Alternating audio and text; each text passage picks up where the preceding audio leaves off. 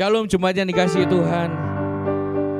Kami bersyukur kami ada sampai hari ini bisa memuji dan memuliakan Tuhan bersama-sama pada worship item hari ini.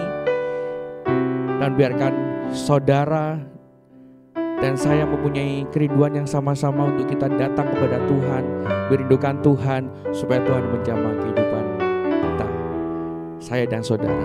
Amin. Haleluya. Mari kita berdoa. Tuhan, kami bersyukur atas kebaikan-Mu dalam kehidupan kami Tuhan. Kami rindu Engkau melawat kehidupan kami pada sore hari ini Tuhan. Dan kiranya lawatan Kau nyata Tuhan pada setiap kami yang ada di studio dan jemaat Tuhan yang mengasihkan di rumah masing-masing. Terima kasih Bapa, kami serahkan semuanya hanya ke dalam tangan kemurahan-Mu. Yang percaya katakan amin. Haleluya. Sebab Tuhan yang kita sembah, Tuhan yang baik, bahwasanya untuk selama-lamanya kasih setia Tuhan nyata dalam kehidupan kita. Amin. Oh, oh, oh. Na na na na na na na na na na na na na na na na. Amin. Haleluya, ku memuji-Mu Tuhan, karena kasih-Mu tak berkesudahan. Biar yang bernafas memuji Sang Raja, di atas gunung dan di dalam samudra. Tanganku ku angkat padamu, mensyukuri rahmat yang Kau beri. Kakiku melompat bagimu, sebab rahmat-Mu baru setiap pagi. Bersyukurlah kepada Tuhan, sebab Ia baik. Amin. Bahwasanya untuk selamanya kasih setianya, kasih setianya. Na na na na na na na na na na na na na na na na. Haleluya, ku memuji-Mu Tuhan. Amin. Karena kasih-Mu Tuhan tak berkesudahan pada setiap kami. Memuji Sang Raja di atas gunung dan di dalam samudra. Tanganku ku angkat padamu, mensyukuri. Amin. Kakiku melompat bagimu, sebab rahmat-Mu baru setiap pagi. Oh, oh. Bersyukurlah kepada Tuhan, sebab Ia baik, sebab Ia baik. Bahwasanya untuk selamanya kasih setianya, kasih setianya. Bersyukurlah kepada Tuhan, sebab Ia baik, sebab Ia baik. Bahwasanya untuk selamanya kasih setianya, kasih setianya. Na na na na na na na na na na na na na na. Haleluya. Haleluya, ku memuji-Mu Tuhan, karena kasih-Mu tak berkesudahan. Biar yang bernafas memuji Sang Raja, di atas gunung dan di dalam samudra. Tanganku ku angkat padamu, mensyukuri rahmat yang Kau beri. Kakiku melompat bagimu. Amin. Oh, baru setiap pagi. Bersyukurlah, bersyukurlah kepada Tuhan, sebab Ia baik, sebab Ia baik. Bahwasanya untuk selamanya kasih setianya, kasih setianya. Bersyukurlah kepada Tuhan. Amin. Kami bersyukur Tuhan atas kebaikan-Mu dalam kehidupan kami Bapa. Amin. Kasih setianya, katakan sekali lagi saudara, bersyukurlah kepada Tuhan, sebab Ia baik, bahwasanya untuk selamanya kasih setianya. Katakan bersyukurlah. Amin. Sebab Ia baik, sebab Ia baik, bahwasanya untuk selamanya kasih setianya, kasih setianya. Bersyukurlah kepada Tuhan, sebab Ia baik, bahwasanya untuk selama-lamanya Tuhan kasih setianya. Na na na na na na na na na na na na na na na na na na. Amin. Na na na na na na na na na na na na na na na. Haleluya. Terima kasih Tuhan. Kami bersyukur atas segala kebaikan-Mu dalam kehidupan kami Bapa. Mari kita angkat suara kita dan mari puji Dia, sebab Dia Allah yang hidup, Allah yang berkuasa. Amin. Angkatlah suaramu, amin, puji dan serukan nama Yesus. Tanggalkan bebanmu, tak perlu kau khawatir, sebab Dia sanggup. Mari kita gerakan bersama-sama saudara. Amin. Menarilah dan bertepuk tangan, bersukacitalah. Tidak perlu khawatir saudara, sebab Tuhan sanggup. Sekarang nyanyikan kebesarannya, Dia kuat dan penuh kuasa. Bersorak-sorai karena kasih-Nya telah datang melawat kita. Janji bagi Dia, oh oh yeah, amin. Mari kita angkat suara kita. Angkatlah suaramu, puji dan serukan nama Yesus. Tanggalkan bebanmu, tak perlu kau khawatir, sebab Dia sanggup. Gerakkan kakimu, amin. Menarilah dan bertepuk tangan, bersuka. Mari kita bersuka cita, tidak perlu khawatir, sebab Tuhan sanggup saudara-saudara. Amin. Sekarang nyanyikan kebesarannya, Dia kuat dan penuh kuasa. Bersorak-sorai karena kasih-Nya telah datang melawat kita. Janji bagi Dia, sekarang nyanyikan, oh, oh, dan penuh kuasa. Bersorak-sorai karena kasih-Nya telah datang melawat kita. Nyanyi bagi Dia, sekarang nyanyikan, oh, oh, oh, dan penuh kuasa. Bersorak-sorai karena kasih-Nya telah datang melawat kita. Nyanyi bagi Dia, sekarang nyanyikan, oh, oh, Dia kuat dan penuh kuasa. Amin. Bersorak-sorai karena kasih-Nya telah datang melawat kita. Nyanyi bagi Dia, lebih sungguh lagi saudara. Sekarang nyanyikan kebesarannya, amin. Oh, bersorak-sorai karena kasih-Nya telah datang melawat kita. Janji bagi Dia, sekarang nyanyikan. Oh, oh. Amin.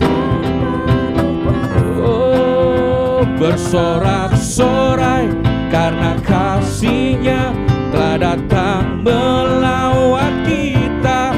Janji bagi Dia, oh oh, janji bagi Dia, oh oh, janji bagi Dia. Haleluya.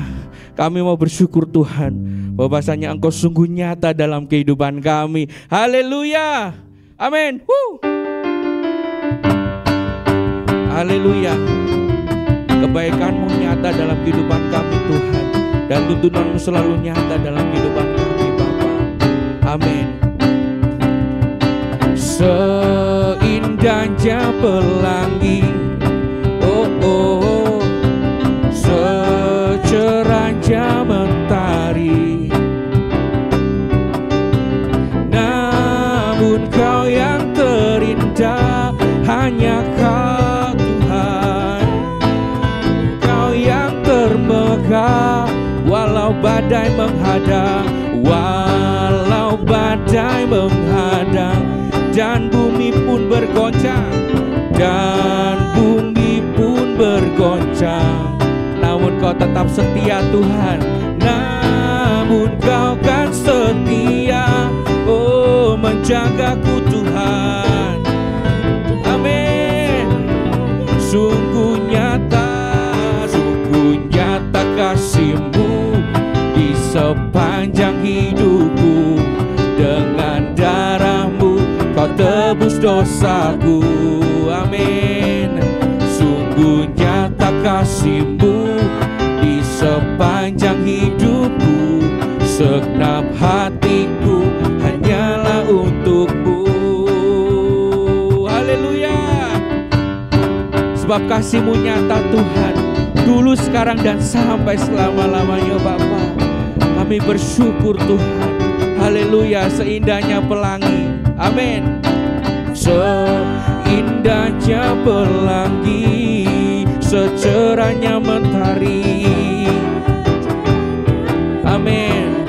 Namun Kau yang terindah, namun Kau yang terindah, hanya Kau, hanya Kau yang termegah. Amin.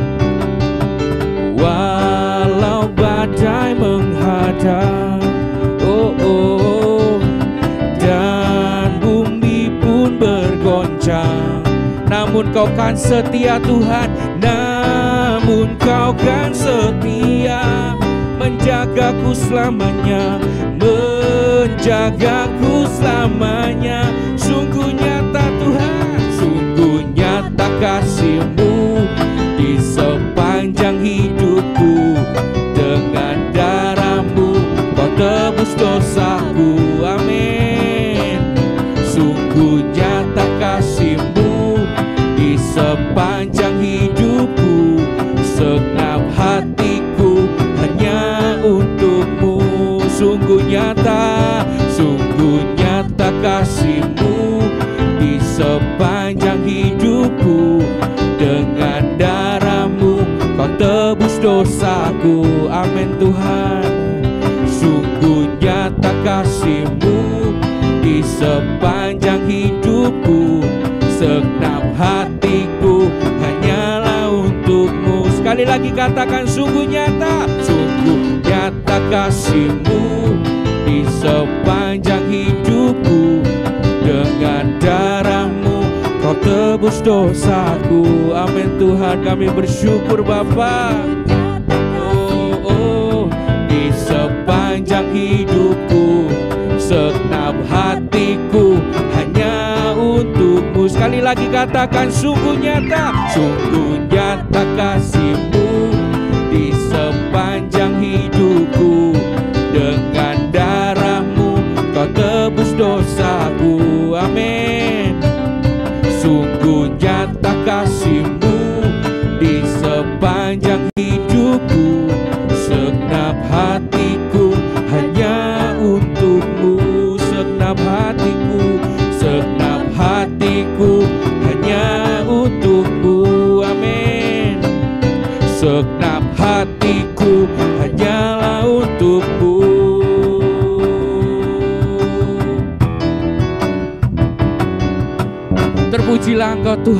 Terpujilah Engkau Bapa, sebab Kau nyata dalam kehidupan kami Tuhan.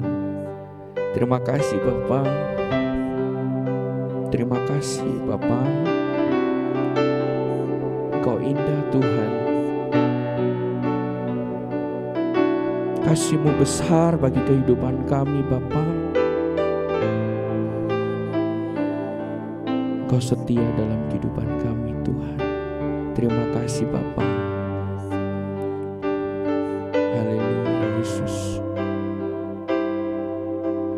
Kemanakah aku dapat pergi, menjauhi Roh-Mu yang suci, Kau sahabat.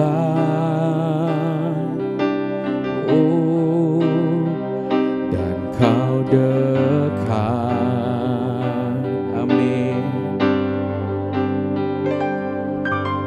Bahkan seluruh pengabdianku tak bisa membalas kesetiaan-Mu, sungguh mulia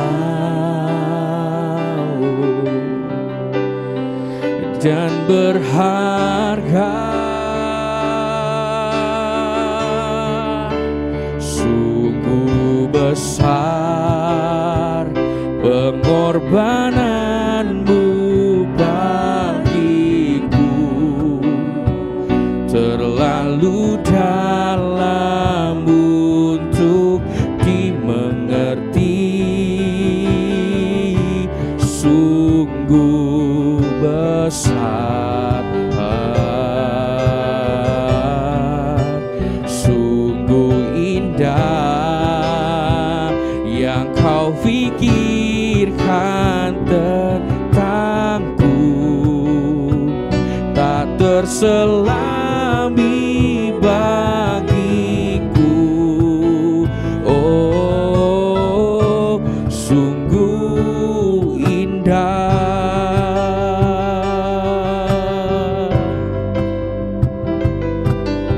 Kemanakah aku dapat pergi ya Tuhan, menjauhi Roh-Mu yang suci. Kau sahabat, Kau sahabat Tuhan. Amin.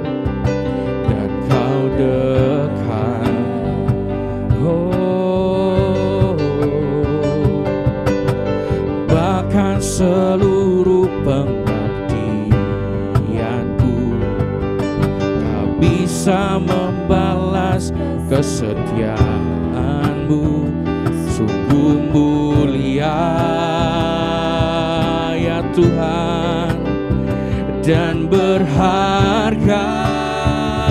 Oh, sungguh besar pengorbanan-Mu bagiku, terlalu dalam untuk dimengerti. Sungguh besar,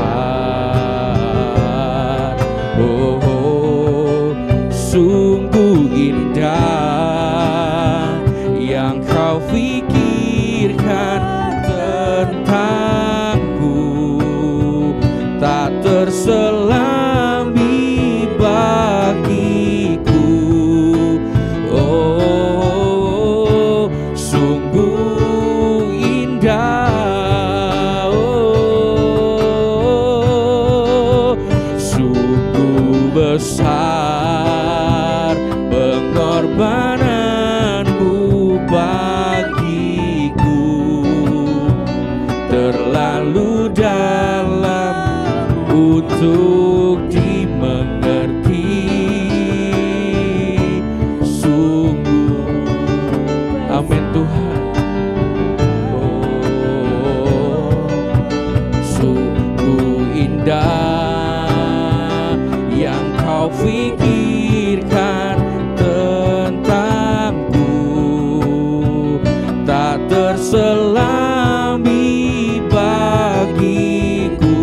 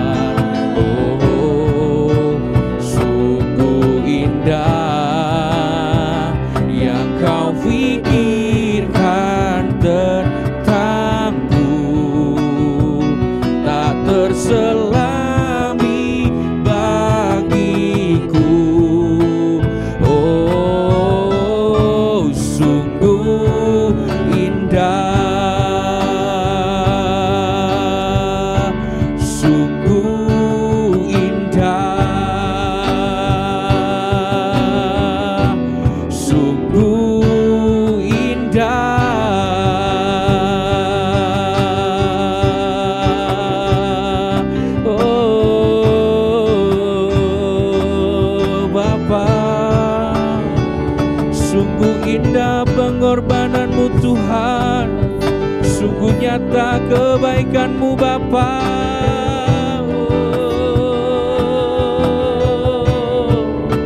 Sungguh indah yang Kau pikirkan dalam kehidupan kami, Yesus Tuhan.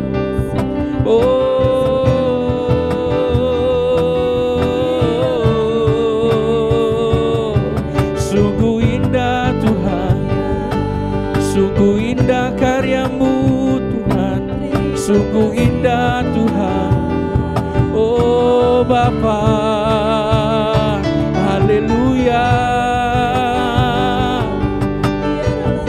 Ya Yesus Tuhan, Engkau ajaib Bapa, Engkau mulia Tuhan, Engkaulah yang dipuji Tuhan, Engkaulah yang disembah Tuhan. Oh Bapa, Engkau penolong yang setia, Engkau penolong Tuhan, Engkau Raja di atas segala raja, yang kami sembah di dalam nama Yesus, nama yang ajaib. Haleluya, oh haleluya, oh haleluya, oh segala pujian hanya bagi Engkau Tuhan, segala hormat hanya bagi Engkau. Ya Bapakku, ya Bapakku, ya Bapa, ya Bapa, oh ya Bapa, oh ya Bapa, ya Bapa, oh ya Bapa, oh ya Bapa, Bapa, Bapa. Engkau mengasihi kehidupan kami Tuhan. Apapun keadaan kami saat ini Tuhan, Engkau tetap mencintai kami. Engkau tetap mengasihi kehidupan kami Bapa.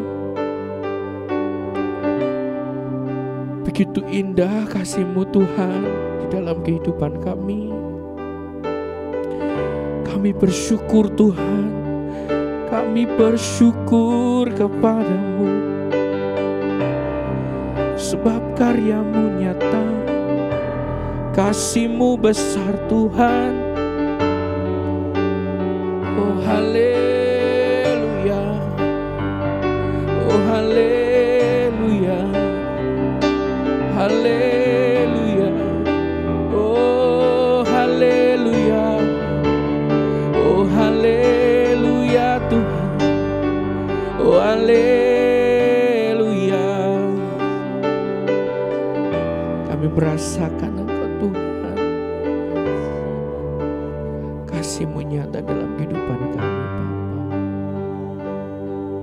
Sungguh indah Engkau Tuhan, sungguh indah Bapa. Mari kita nyanyikan pujian ini lebih sungguh lagi.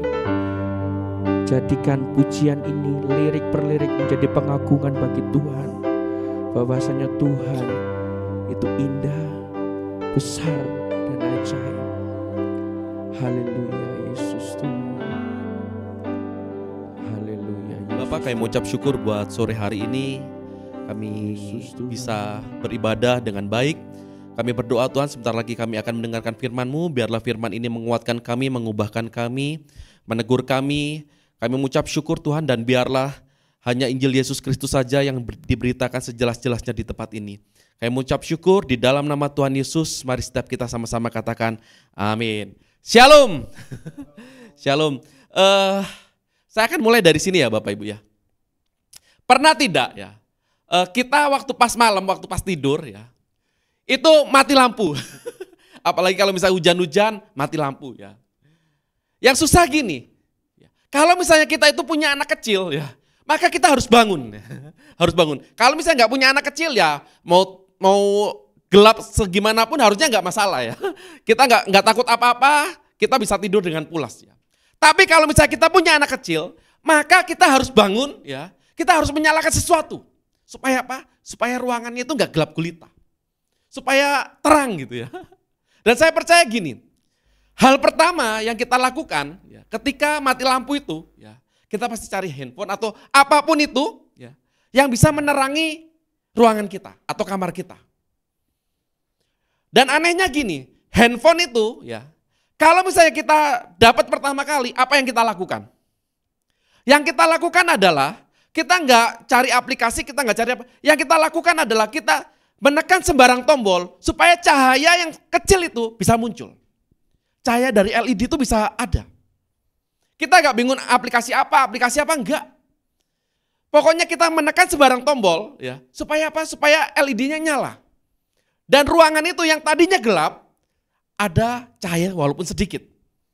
Baru setelah ada cahaya kita nyari senter, kita nyari apa segala macam. Cari flash atau segala macam. Dan percayakan kita bahwa kita sebagai orang Kristen, orang percaya, kita dipanggil untuk menjadi garam dan terang dunia. Ini yang berbicara bukan hamba Tuhan, ini yang berbicara bukan siapa-siapa. Tapi Yesus sendiri. Yesus sendiri yang ngomong. Matius 5 ayat 13. Kamu adalah garam dunia.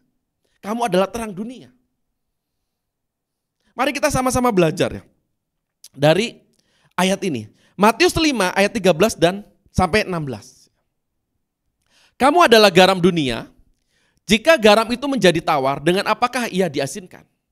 Tidak ada lagi gunanya selain dibuang dan diinjak orang. Selanjutnya, ayat 14. Kamu adalah terang dunia, kota yang terletak di atas gunung tidak mungkin tersembunyi. Lagi pula orang tidak menyalakan pelita lalu meletakkannya di bawah gantang, melainkan di atas kaki dian, sehingga menerangi semua orang di dalam rumah itu. Demikianlah hendaknya terangmu bercahaya di depan orang, supaya mereka melihat perbuatanmu yang baik dan memuliakan Bapamu yang di sorga. Kata-kata seperti ini Bapak Ibu ya. Ayat yang ke-13, kamu adalah garam dunia. Ayat yang ke-14 ngomong gini, kamu adalah terang dunia. Kamu adalah garam dunia, kamu adalah terang dunia. Kata-katanya bagus ya. Adalah. Adalah itu gini. Tolong dibedakan antara adalah ya, dengan harus menjadi apa. Contoh. Kamu adalah terang dunia. Itu artinya gini, kamu bukan hanya bertugas sebagai terang dunia. Kamu adalah terang dunia. Contoh ya, supaya lebih gampang ya. Misalnya saya sebagai seorang sales ya. Ini tidak untuk merendahkan atau segala macam profesi ya. Profesi semuanya mulia ya. Cuman ini sebagai contoh aja. Misalnya saya adalah seorang sales, maka saya adalah seorang sales. Adalah seorang sales. Beda lagi pengertiannya kalau misalnya gini, saya bertugas sebagai sales. Beda ya? Beda. Kalau misalnya saya adalah seorang sales, maka identitas saya, status saya adalah sebagai sales. Dimanapun saya berada, saya jualan. Tapi kalau misalnya saya itu bertugas sebagai sales, bisa jadi ya. Bisa jadi, saya sebetulnya bukan seorang sales, saya adalah teknisi atau segala macam, tapi pada saat itu saya bertugas untuk sebagai tenaga penjualan. Firman Tuhan ini gini, kamu adalah terang dunia, kamu adalah garam dunia, ayat yang ke-13. Artinya apa sih? Dimanapun kita berada, status kita tetap sebagai garam dunia dan terang dunia. Status kita tetap. Ayat ini luar biasa ya. Kalau misalnya kita perhatikan, ayat yang ke-13 sampai yang ke-16 ini adalah epilog. Epilog itu kata-kata penutup dari khotbah di bukit.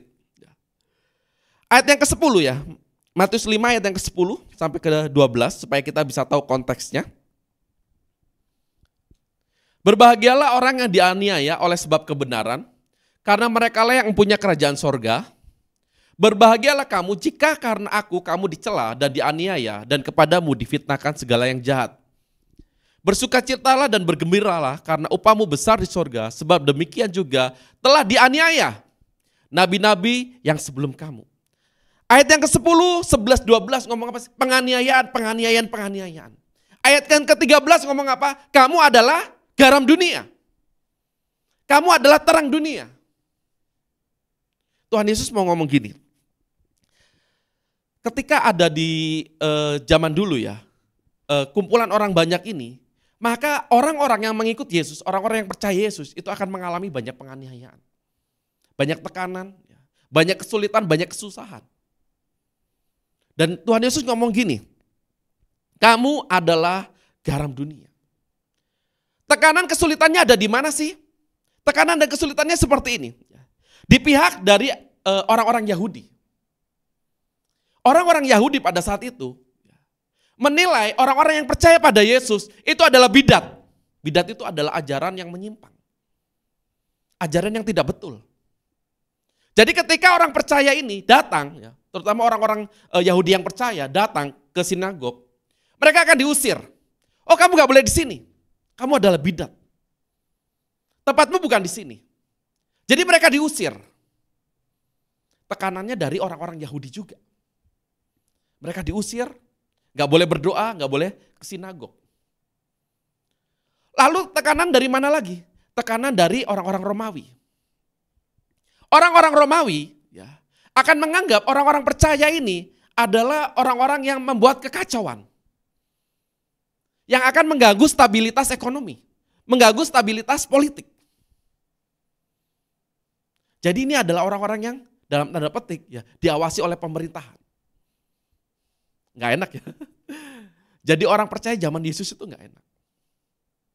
Dan yang ketiga ya, mereka itu akan ditekan secara sosial dan ekonomi. Mereka diasingkan dari keluarga, mau kemana-mana ya diawasi oleh pemerintah. Juga ditekan secara ekonomi. Mereka nggak bisa lagi berbisnis, mereka nggak bisa lagi berjualan, mereka nggak bisa lagi berdagang. Susah. Tapi Tuhan ngomong gini, walaupun kamu mengalami tekanan, penganiayaan, tapi identitasmu itu tetap sebagai garam dan terang dunia.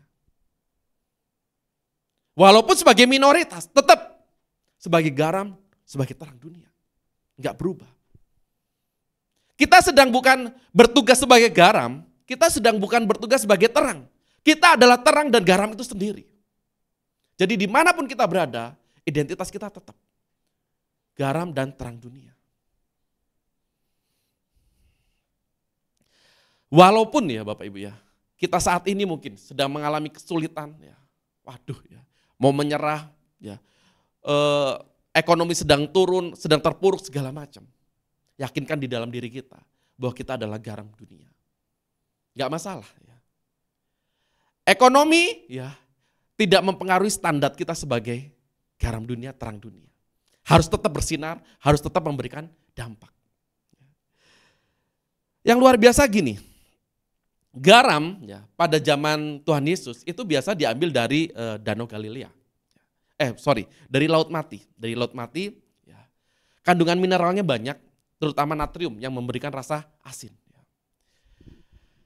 Endapan mineral ini biasanya dibungkus oleh kain. Ya, endapan ini dibungkus oleh kain, sehingga kalau misalnya kita mau menggunakan, ya, itu kalau kita masak ya, kita itu akan mencelupkan kain ini ya, yang di dalamnya ada endapan mineral ini. Ya. Nah, lama-lama ya, karena sering digunakan, ya, rasa asinnya akan pudar. Kenapa? Karena natriumnya itu larut ya, natriumnya larut, maka akan tawar lama-lama. Garam ya, di zaman dulu itu mempunyai dampak yang luar biasa. Manfaatnya luar biasa. Kalau misalnya kita lihat ya, apa sih manfaat garam? Satu ya, sebagai penyedap rasa ya. Memberikan dampak positif sebagai penyedap rasa. Orang Kristen dipanggil sebagai garam dunia. Saya percaya kehadiran kita harus memberikan dampak positif bagi sekeliling kita. Jangan sampai ya kehadiran kita malah merusak. Kadang-kadang kan gitu ya. Orang lagi ngobrolin tentang A, tentang B ya. Atau tentang wisata ya. Datang kita ya, datang orang percaya, datang orang Kristen. Harusnya ya ngomongin hal yang sama, tapi malah ngegosipin orang. Kita datang malah ngegosipin orang. Kita datang nggak memberikan dampak yang positif. Malah negatif ya. Yang bicara tentang misalnya berbicara tentang Alkitab ya. Orang Kristen datang, orang percaya datang ya. Harusnya dilanjutkan jadi lebih baik ya pembicaraan ini, malah nyeleweng ke sana ke sini. Malah ngomongin orang, malah ngegosipin orang. Saya percaya ya, kita berdoa sama-sama bahwa kita sebagai orang Kristen dipanggil menjadi garam dunia untuk memberikan hal yang positif bagi lingkungan sekitar kita. Yang kedua, fungsi garam itu apa sih? Sebagai pengawet makanan. Mencegah kebusukan. Jangan sampai ya orang percaya datang di dalam sebuah lingkungan, ya, bukannya tambah segar, ya, bukannya tambah bersemangat, bergairah, tambah mengumbar kebusukan orang lain atau kejelekan orang lain. Kamu tahu nggak? Ayo kita doakan bersama-sama ya. Ini namanya ngegosip rohani ya. Ayo kita doakan bersama-sama ya. Anaknya si A itu loh ya. Nggak diurus sama mamanya segala macam. Ya. Alasannya supaya didoakan bersama-sama. Tapi sebetulnya yang aslinya adalah untuk membicarakan kejelekan orang lain. Sama-sama kita berdoa. Kita sebagai orang Kristen menjadi garam dunia. Menyebarkan kesegaran, ya, kebaikan, itu yang harusnya kita lakukan. Bukan malah sebaliknya. Apalagi, ya, manfaat garam ya, itu adalah sesuatu yang berharga. Garam itu sesuatu yang berharga. Zaman dulu, ya, garam itu dipakai sebagai alat barter. Ya. Jadi kalau punya garam dengan kualitas bagus, itu bisa dihargai uang dengan lebih tinggi. Atau bisa dibarter dengan barang lain. Kita sebagai orang percaya, ya, itu kehidupan kita itu sungguh berharga di mata Tuhan dan di mata dunia. Jangan pernah seorang pun ya yang menganggap gini, aku jadi orang Kristen gini-gini aja. Ya udahlah, nggak apa-apa lah hidup gini-gini aja. Aku nggak berharga, aku gini ya. Aku kurang percaya diri, nggak boleh. Orang Kristen ya, adalah orang yang sangat-sangat berharga di mata Tuhan. Kenapa? Karena dampaknya luar biasa. Ayat yang ke-14. Ayat yang ke-14 ya. Kamu adalah terang dunia, kota yang terletak di atas gunung tidak mungkin tersembunyi. Ketika saya baca ini ya, ayat yang ke-14 ini, kamu adalah terang dunia, kota yang terletak di atas gunung tidak mungkin tersembunyi. Ini kayaknya saya ada yang aneh di ayat ini. Anehnya di mana sih? Anehnya gini. Kalimat pertama ngomong gini, kamu adalah terang dunia. Betul ya, kamu adalah terang dunia. Keanehan yang kedua gini, kota yang terletak di atas gunung tidak mungkin tersembunyi. Ini gak nyambung menurut saya. Gak nyambung. Pertama ngomongin terang dunia, yang kedua ngomongin kota. Apa maksudnya ini? Jadi gini, di zaman Yesus itu banyak kota itu dibuat ya, itu di atas dataran tinggi. Fungsinya ada dua sebetulnya. Yaitu sebagai kota pertahanan. Ya. Jadi kalau misalnya ada musuh menyerang, ya, maka lebih gampang untuk menyerang dari atas daripada dari bawah. Ya. Musuhnya ke atas, kita tinggal lempar batu, tinggal apa, itu lebih gampang. Sebagai kota pertahanan. Dan yang kedua, ya, itu sebagai penunjuk arah. Jadi kota yang ada di atas gunung itu sebagai penunjuk arah. Kalau misalnya ya, seorang peziarah atau seorang petualang atau seorang pejalan kaki ya, mau ke kota A, maka dia bisa lihat, kalau misalnya pagi atau siang dia bisa lihat. Oh, arahku ke sana. Bisa lihat. Kotanya kelihatan dari jauh, oh ya aku harus ke sana. Tapi kalau misalnya malam, zaman dulu nggak ada lampu, nggak ada listrik, nggak ada. Semuanya pakai api. Ya. Tapi kalau malam, ya, para pejalan kaki ini akan kebingungan. Bingung. Ini jalannya benar tah? Jangan-jangan aku salah jalan.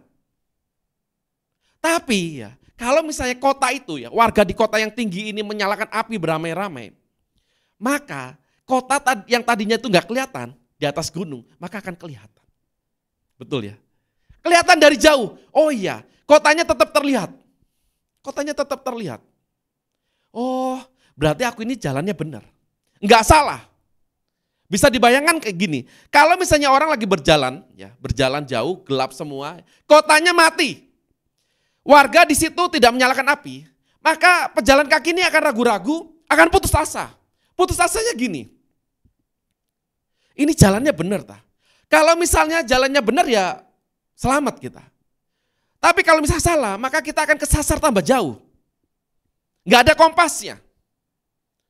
Kalau misalnya kita berhenti di sini, berhenti di tengah jalan, maka tambah bahaya. Bahayanya dari mana? Dari binatang buas, dari perampok. Putus asa. Mau maju salah, mau berhenti salah. Tapi kalau misalnya kota yang di atas tadi itu terang, pejalan kaki itu bisa, oh iya, benar jalannya ke sana. Mantep. Mantep. Enggak ragu-ragu, enggak putus asa. Oh ya enggak, benar jalannya ke sana, tetap ke sana, lurus. Oh enggak, nanti belok ke kiri. Artinya apa sih jadi terang dunia? Artinya gini, kita sebagai terang dunia, kita menunjukkan arah yang benar, jalan yang benar.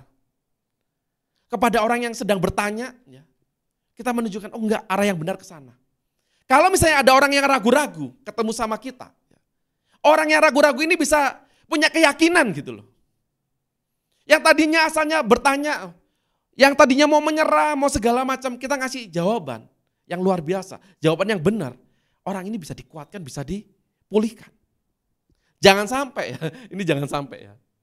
Orang putus asa ketemu sama kita, tambah pengen mati ya, nggak boleh. Itu berarti kita nggak jadi terang.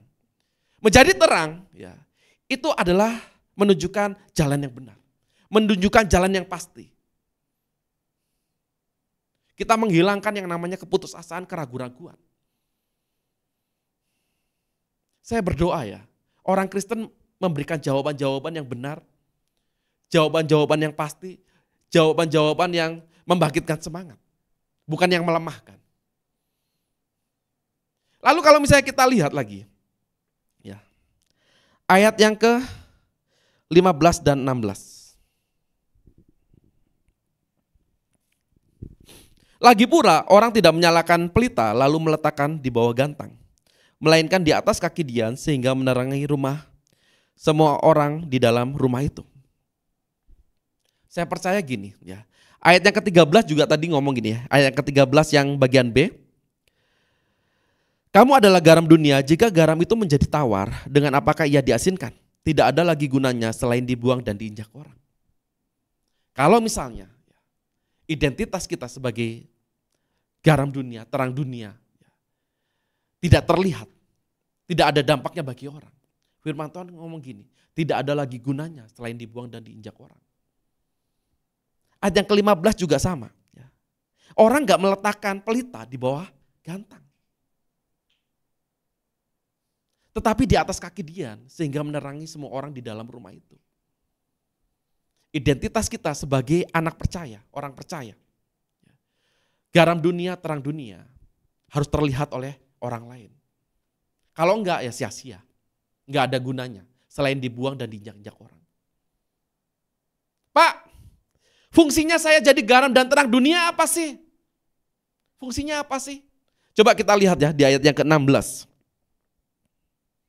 Di ayat yang ke-16, demikianlah hendaknya terangmu bercahaya di depan orang, supaya mereka melihat perbuatanmu yang baik dan memuliakan Bapamu yang di sorga. Hasil akhir dari menjadi garam dan terang dunia ini gini, memuliakan Bapamu yang di sorga. Kalau misalnya kita lihat lagi kalimat di atasnya, supaya mereka melihat perbuatanmu yang baik dan memuliakan Bapamu yang di sorga. Enggak ada satupun hukum di dunia ini yang melarang orang berbuat baik. Enggak ada. Ada hukum? Hukum apa? Enggak ada. Semua orang pengen kebaikan, mengajarkan kebaikan. Aturan-aturan, norma-norma juga sama. Menganjurkan perbuatan baik. Enggak ada yang melarang perbuatan baik itu, tidak ada. Tapi tujuan akhirnya ini, supaya Bapa kita di surga itu dimuliakan. Itulah yang menjadi sumber fokus kita, tujuan kita menjadi garam dan terang dunia. Memuliakan Bapamu yang ada di surga. Saya pernah dengar ya, sesekali ya, saya pernah dengar ya. Ada orang yang bersaksi gini, oh iya, ya, karena saya berpuasa bla bla bla seminggu bla bla bla ya. Berpuasa karena saya berdoa berapa jam ya, maka doa saya dijawab Tuhan. Karena saya berpuasa, karena saya melakukan ini, maka doa saya dijawab Tuhan. Saksi nggak salah, saksi nggak salah. Tetapi fokusnya itu bukan kehebatan kita. Kalau misalnya kita berdoa gini, oh iya saya berpuasa sehingga doa saya dijawab. Oh iya saya berdoa sehingga doa saya dijawab Tuhan. Maka itu sebetulnya bukan, kita itu sedang meninggikan kehebatan diri kita sendiri. Kita itu ngomong gini, oh puasa saya itu sebetulnya lebih hebat daripada orang lain. Doa yang saya lakukan itu lebih hebat daripada orang lain. Sebetulnya kita sedang tidak memuliakan Bapa kita yang ada di sorga. Kita sedang menunjukkan kehebatan diri kita. Contoh bagus ya, di Markus 5 ayat yang ke-19. Markus 5 ayat yang ke-19. Ini ceritanya tentang orang yang di Gerasa yang kerasukan setan. Ya. Yesus tidak memperkenalkan, tetapi ia berkata kepada orang itu, pulanglah ke rumahmu kepada orang-orang sekampungmu dan beritakanlah kepada mereka segala sesuatu yang telah diperbuat oleh Tuhan atasmu dan bagaimana ia telah mengasihi engkau. Dasar kesaksian kita ini, kasih Tuhan di dalam hidup kita dan apa yang telah Tuhan buat di dalam hidup kita. Itu loh seharusnya yang menjadi dasar kesaksian kita. Sehingga orang yang melihat itu memuliakan Bapa kita di surga. Bukan mengagumi kehebatan kita, kepintaran kita, enggak. Fokus kita, tujuan akhir kita, menjadi garam dunia, menjadi terang dunia. Bukan untuk orang itu tahu kehebatan kita, enggak. Tetapi supaya nama Bapa kita dimuliakan. Markus 5 ini ya, ngomong gini, kamu ya, apa sih yang harus disaksikan? Gak usah ribet-ribet ya, saksikanlah gini, ya, betapa Bapa mengasihi kita. Apa yang telah Tuhan buat di dalam hidup kita, cukup itu saja. Gak perlu yang lain. Supaya apa? Supaya semua orang itu memuliakan Bapa kita di surga. Boleh gak bersaksi? Boleh, silakan. Tetapi posturnya, aku-akunya harus dikurangi. Menjadi Bapa. Kadang-kadang kita bersaksi, saya telah ini, saya melakukan ini, saya ini. Aspek sayanya itu lebih besar daripada aspek Bapa di surganya. Itu loh yang gak boleh. Harusnya apa? Sayanya sedikit saja. Bapa di surganya yang penuh. Menjadi garam dan terang dunia supaya Bapa dipermuliakan. Amin. Saya berdoa ya. Menjadi garam dan terang dunia dengan fokus yang benar. Fokus yang benar agar Bapa dipermuliakan. Bukan untuk mempermuliakan diri sendiri, memamerkan kehebatan kita atau segala macam, enggak. Fokusnya adalah Bapa di surga dipermuliakan oleh semua orang. Lewat tingkah laku kita, lewat perkataan kita, lewat tindakan kita, lewat nasihat-nasihat yang kita berikan. Bapa di surga yang dipermuliakan. Amin. Mari kita berdoa. Bapak, kami mengucap syukur buat malam hari ini Engkau telah menyertai ibadah kami. Kami percaya Tuhan, biarlah firman ini menguatkan kami, meneguhkan kami, menegur kami Tuhan. Kami berdoa Tuhan, biarlah setiap kami bisa menjadi garam dunia, menjadi terang dunia yang benar Tuhan. Agar Bapa dipermuliakan Tuhan. Terima kasih Tuhan Yesus, Engkau begitu baik di dalam hidup kami. Segala puji, segala hormat bagimu. Di dalam nama Tuhan Yesus, mari setiap kita sama-sama katakan amin. Selamat malam, Tuhan Yesus memberkati.